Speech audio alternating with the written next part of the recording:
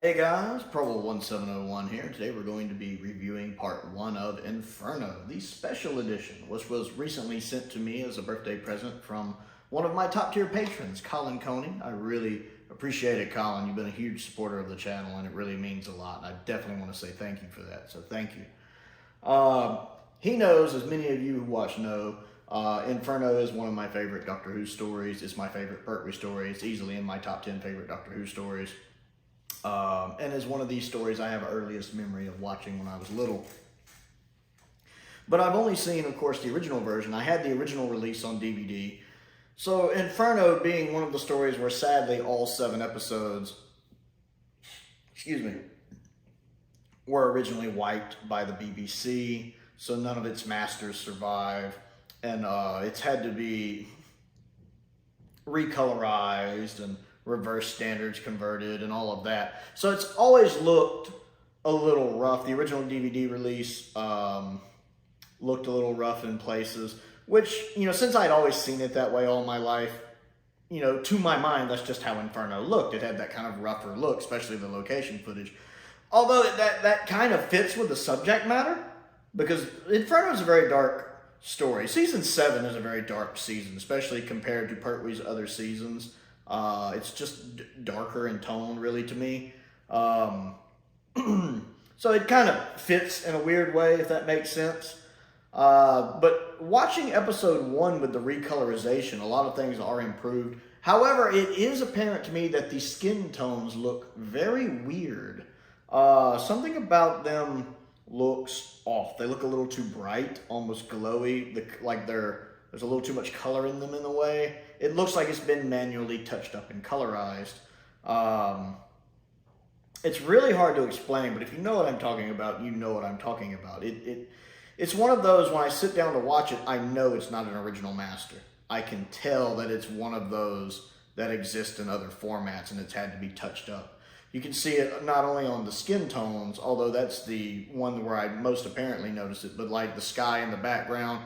Some of the walls, like in the Brigadier's temporary office, the way the walls look, it almost looks like there's little rainbow dots of colors in them a little bit, at least on my TV.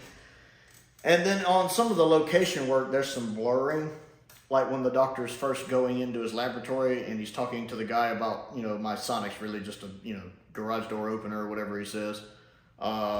There's some blurring there as well. It still looks better than the original run. And again, I'm only the 1 episode in. But it is apparent to me to where my mind's already jumping to, okay, what are they going to do for the Blu-ray release? How much are they going to improve this when the eventual season 7 box set comes out? And honestly, I don't think they'll do a lot. I think a lot of the restoration work for that season in the Blu-ray range will probably go to Silurians and Ambassadors of Death, because both of those stories are drastically in need of severe restoration work. And I figured they will get the brunt of them, and that's 13 episodes between those 2 stories. So I don't know if there's enough in the budget for them to do a lot with Inferno. On the other hand, Inferno is one of the main popular stories from the Pertwee era. Not only is it my personal favorite, but it does have that strong reputation in the fandom. It is heralded as one of the masterpiece stories, one of the greatest stories, not just in Doctor Who, but in the Pertwee era. Oftentimes ranking pretty high, I think, on, Doctor episode list. Honestly, this is one of Pertwee's strongest stories. I think the only ones people might put above it might be Spearhead from Space and or the Daemons on a lot of people's list. Inferno, I think, would rank pretty high. So maybe because of its popularity, they will do some work at it. Probably not from scratch. They'll probably take the DVD master and tweak from there, a lot like they did with Claws of Axos 1 and 4. At least that's what I assume. It's going to be interesting to see what the Blu-ray looks like compared to this, but it still is a massive improvement over the standard DVD release. Now, story-wise, it's really interesting how just in the first episode, the story sets up its characters well, so you have a good feel for them. You already understand Petra and her motivations. You understand Stallman and his personality and motivations. You understand Sir Keith and his character and his motivations. You understand Sutton's motivations as well. Kind of the main 4 guest characters we ran into. You already have a firm grasp on all 4 of them and what motivates them, and a bit of their personality as well. Even the kind of technical guy who gets infected first seems like a nice guy. They even mentioned that he's well liked, you know, on the campus. And he seems like a good fella before he gets infected. And it does a good job of introducing you to kind of one of the major threats, which of course is what he's mutating into, which is with an excellent cliffhanger of him like jumping out of the closet or wherever he was. And obviously we can tell he has violent tendencies. So it has a good job of setting things up, and it already sets up the mystery of where the Doctor went when he disappeared briefly, because the first time he doesn't completely go to the parallel world. That hasn't been introduced yet, but he does disappear when suddenly too much power is fed into the TARDIS console. And the effect of that's interesting because it does have a 70s look to it, but the way they pull it off is very effective. The way they use mirrors to pull off showing him in that limbo area behind the universes. You'd think that would come across as having aged badly in 2023, because it does have like a bit of a 70s feel to it, but it's actually highly effective. I noticed as I was watching it and as it was ongoing, I was like, that really works. That really, really works of giving you that idea of being someplace totally outside of our universe. It's very effective. I don't really like the poor wig Liz has to wear there, or Carolyn has to wear. I much prefer the way she just looked in Spearhead. But again, I like Liz a lot as a character, so I'm glad I'm getting to see her again in this. So it does a good job of setting up different plots of the story, the drilling obviously being a big deal, what's going on with the Primoids, and setting up the mystery of where was the Doctor, you know, when he disappeared, while introducing us to basically all of the guest characters and having us get a feel for them, while of course bringing in the Brigadier and Benton, so we have a couple more familiar faces. It does all of that in only the first part of a 7-parter. And that's really, really good. It really gets me fired up for the rest of the story. So yeah, that pretty much sums up part 1 right now. I think I'll finish this up and jump on to part 2. You guys know I love Inferno. But a massive improvement on the colorization, even if the skin tones look weird. You can still tell it's not an original master story. The skin tones almost glow at times. So, continuing on with part 2 of Inferno. Again, the restoration work, as I mentioned for part 1, it's still, you can tell it's a restored episode. But the more you watch it, the more you adjust to that. Like, I've already kind of gotten used to the fact it's not going to look like, you know, a story with all of the Masters episodes surviving. And the skin tones still look a little off, but again, you tend to adjust to these things as you're watching it. The story itself's moving along at a good clip. I really like the guy who plays Stallman a lot. I mean, everybody seems well cast. I know it's my mind's going, but Douglas Camfield's wife playing Petra. She's good in the role. The guy playing Sutton is good in the role. Definitely a really good, strong male character. And then, oh God, I love the guy who plays Stallman. He's just perfect in that role.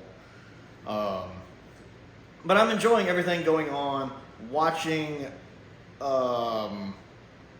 learning that the Primoids can infect other people just by touch, as we see from the other technician getting infected and the soldier Wyatt getting infected.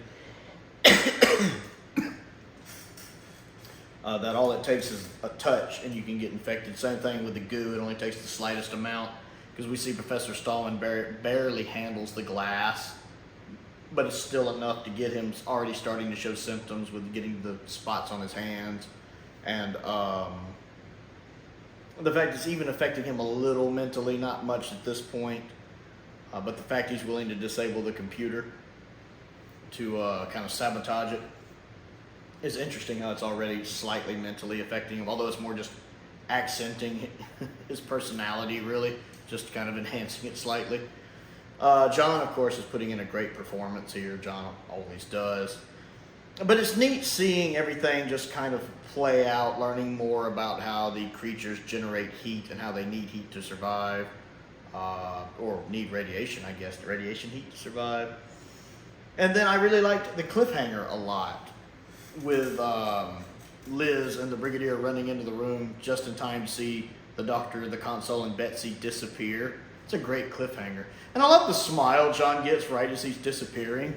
Like, I got it working. Like he knows he's got it working. He's about to dematerialize. Just that look on his face. He has this little smile right as he's disappearing. It's a nice little touch, and I love those subtle little things like that. They just really make the scene work, and they give it that extra little bit, and I love that. So pretty much everything is just progressing the way it needs to in the story, giving us a little more explanation on what's going on. We still haven't quite run into the parallel universe yet. We're just about to do that, as the cliffhanger was the Doctor disappearing from our universe right there. But yeah, part 2, again, I like it. It's the same thing. If I finish part 2 and immediately want to go into part 3, no matter how many times I watch Inferno, it's really hard not to watch all of it in one sitting. It's really hard because even being 7 parts long, it never drags for me. Never drags. It's just perfectly paced. Perfectly. And anytime I finish an episode, like a lot of times, like when I'm watching an episode for the first time, it's that what happens next that's driving me to watch the next episode immediately. But Inferno, I've seen, I don't even know how many times, 7, 8, 9, I don't even know. I've seen Inferno a lot. But I'm always driven to go immediately to the next episode because it's just so good. It's just so good. So yeah, I think that basically covers what I wanted to mention in part 2. I did enjoy the work up on when the Doctor's up high up and he runs into Wyatt when Wyatt's been infected. The cinematography there I really enjoy a lot. And watching John run around that high, especially knowing in real life he had vertigo. Watching him running around do that, I like the camera work there. And of course the stuntman when he fell off, that actually looked really good. So I did enjoy that scene a lot. I wanted to comment on that. But yeah, I think that covers part 2. We'll move on to part 3. Now, continuing with part 3, the Doctor, of course, ends up in the parallel universe. Not right away. We still get a little bit in our prime timeline with the Brigadier and Liz trying to figure out what happened to the Doctor, seeing him disappear, trying to get Stallman to turn the power back on so they can find him. And of course, Stallman won't because he's Stallman, and Stallman is awesome. The guy playing Stallman is so good. I love Stallman as a character, I do. And that bit about how the Liz is like, you don't seem worried. And he's like, are you kidding? The Doctor's disappeared. I've got 3 murders, blah, blah, blah, blah. Believe me, I'm worried. And then it's interesting because when this story came out in 1970, the idea of parallel Earths wasn't exactly a new idea, but it wasn't as common as it is now, especially as it is now in the 2020s. But I mean, it had been done before, like the Mirror Universe, of course, in the Star Trek episode Mirror Mirror, and the Twilight Zone had actually used that to effect very well in several episodes. But it was still not as common there, and this, of course, is the first time it happens in Doctor Who, where we go to a parallel running Earth that's similar but different. It's interesting how it doesn't just go, ta-da, you're in a parallel universe. It's these little hints, like the workshop, Doctor's workshop being different. Him noticing his sonic doesn't work on the door. The stuff that is on the door. Him getting shot at by soldiers. One of the soldiers shooting at him is Benton. And then at the end, him running into Liz, which when we first see Liz, we see the shot of her from the back. We don't know it's her until she walks past where the Doctor's hiding. He's like, Liz, and she turns around and it's Liz. But definitely not our Liz. I mean, it definitely has a, you start figuring out this world has a very World War II German feel to it, shall we say, that kind of dark world. A kind of a dark mirror to our own, so to speak. And then you see that, you realize Liz is different, but I think it really hits home when you see the brigade leader, when you see Lethbridge Stewart. He doesn't have the mustache, and he has the scar and the eye patch. And then you see the Doctor figuring it out, and it still takes him a minute. But then it finally clicks in his head, and he even mentions, I'm from a world that running almost parallel to this one. A parallel world. He practically says that. Well, he does say that. And so we as the audience are like, right as the Doctor's like, It's interesting how different yet similar the characters are in this world. Like, you take the brigade leader, and he really is just kind of a dark reflection of the brigadier. You know, it's not so much that, and the Liz of this world, not necessarily a dark reflection, a slightly gray area reflection maybe. And you see how maybe they would have been good people if they hadn't grown up in the world they grew up in, because they're products of the world they grew up in. Just look at, I mean, we are all products of the world we grow up in. And it's interesting seeing how the history of that world's different. I love a lot of the conversations between the Doctor and the brigade leader. They're very much these two alpha males, you know, staring each other down. Like when the Doctor asks basically about the royal family, what about the royal? Shot all of them. The way the brigade leader says it, shot all of them. It's like, whoa. And then when the Doctor asks, you know, the brigade leader, what's going to happen to me? And he's just like, doesn't even look up, just casually goes, you'll be shot eventually. Like, it's no big thing. It's a matter of fact. That's what it is. You'll be shot eventually. Doesn't even look up. I love the way Nicholas Courtney does that line. And then when the brigade leader comes in later, you're becoming quite a nuisance to me. Well, I'm glad to hear it. And then even that version of Liz is like, you had very little time left. My dear, if that computer was working, it would be telling you that we all have very little time left. I enjoy all of those scenes. And even when we're first getting introduced to something being wrong, the little chase when they're chasing the Doctor, we get a little car chase when he's in Betsy, him throwing off the soldier that's on Betsy. Then we get him running around up top on the rafters a little bit. I don't know if rafters is the right word, but you know, when he's climbing around and everything, running into the infected characters. And again, we learned there are infected running around on this Earth too, seeing that, the same two infected people I might add. Showing just how parallel these Earths are running, with the alternate universe being slightly ahead. It does point that out when he looks at the countdown, that the alternate Earth is running slightly ahead, and the fact that Sir Keith has been killed in an accident, which is foreshadowing events that are kind of put into place in the Prime universe, which is really interesting, just how close these Earths, the way they're moving, parallel each other. It's really fascinating. It also has a really good cliffhanger with the Doctor trying to repair the machine in that version of Benton being like, look, do you come with me or do I shoot you here and now? It's a good cliffhanger. I think Inferno just had banger cliffhangers. It really does. Just cliffhanger after cliffhanger, just bangers. I absolutely love them.